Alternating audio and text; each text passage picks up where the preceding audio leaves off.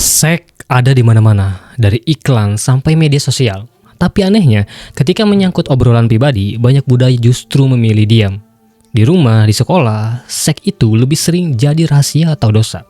Bukan sesuatu yang dibicarakan secara jujur. Dan di balik kebisuan itu, generasi muda mencari jawabannya sendiri, seringkali di tempat yang salah, yaitu pornografi. Saya tumbuh di lingkungan yang penuh aturan, ada pantangan, ada doktrin moral, dan juga ada batasan yang seolah suci. Tapi tidak ada ruang untuk bertanya. Saya tidak pernah benar-benar tahu apa artinya menjadi pria dan bagaimana menghadapi tubuh yang berubah atau bagaimana harus bersikap terhadap lawan jenis. Pertanyaan-pertanyaan itu akhirnya saya jawab lewat layar komputer, lewat gambar-gambar yang bukan kenyataan. Dan saya bukan satu-satunya, banyak orang dari berbagai budaya mengalami hal serupa. Seorang teman saya bercerita bagaimana keluarganya begitu konservatif sehingga topik seks terasa tabu total. Di keluarganya, cinta dan ketertarikan seolah tidak pernah dibicarakan. Jadi, saat rasa itu datang, ia pun kebingungan. Tidak tahu harus bicara dengan siapa. Pilihannya hanya diam, sambil diam-diam mencari tahu dari pornografi. Juga teman yang tumbuh di lingkungan religius, agama mengajarkan pantangan, keluarga menekankan moralitas, tapi tak ada satupun yang mau menjelaskan realitas. Ironisnya, justru larangan itulah yang membuat rasa penasaran semakin kuat. Pornografi lalu jadi jalan pintas untuk memahami sesuatu yang sebenarnya butuh percakapan yang sangat jujur. Riset membuktikan hal ini bukan sekadar pengalaman pribadi. Anak-anak rata-rata melihat pornografi pertama kali di usia 13 tahun, bahkan ada yang sudah mulai sejak 9 tahun. Bayangkan, sebelum mereka cukup dewasa untuk memahami arti keintiman, mereka sudah dijejali dengan gambaran seks yang palsu, yang dangkal, dan seringkali penuh kekerasan. Masalahnya bukan hanya soal pornografi itu sendiri. Masalah yang lebih besar adalah heningnya percakapan. Saat keluarga diam, saat budaya menutup mulut, saat agama hanya memberi label dosa, anak-anak dibiarkan sendirian untuk mencari jawaban. Dan jawaban yang mereka temukan seringkali salah arah. Pornografi mengajarkan seks sebagai performa, bukan hubungan, sebagai konsumsi, bukan keintiman, sebagai cara mengisi kekosongan, bukan cara membangun makna. Dan akhirnya banyak orang tumbuh dengan luka yang tak terlihat. Merasa tidak cukup, merasa tubuhnya salah, atau merasa bahwa seks hanyalah kebutuhan biologis tanpa hati. Semua ini berawal dari kebisuan, dari budaya yang takut bicara jujur, dari keluarga yang hanya bisa melarang, tapi tidak pernah menjelaskan. Dari masyarakat yang pura-pura suci, tapi menutup mata pada kenyataan. Mungkin sudah saatnya kita bertanya, apa akibat dari diam ini? Berapa generasi lagi yang harus belajar tentang seks bukan dari cinta, bukan dari kasih, tapi dari layar? Kalau kita lihat lebih dalam, akar masalahnya bukan cuma pornografi, tapi kebisuan budaya.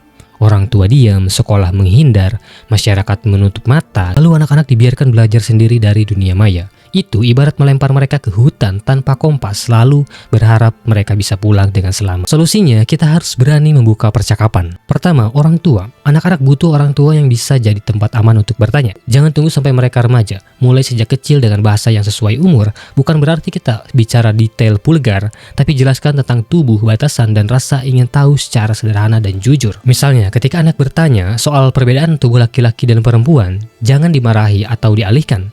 Jawab dengan tenang, karena dari situ kepercayaan dibangun. Orang tua juga perlu mengajarkan konsep konsen atau persetujuan sejak dini. Hal sederhana seperti, kalau kamu enggak nyaman dipeluk, kamu boleh bilang tidak. Bisa jadi dasar yang sangat penting. Anak belajar bahwa tubuhnya berharga, dan seks di masa depan itu bukan soal paksaan, tapi soal hubungan yang sehat. Kedua, sekolah. Kurikulum kita seringkali membicarakan biologi tubuh, tapi jarang sekali membicarakan hubungan manusia.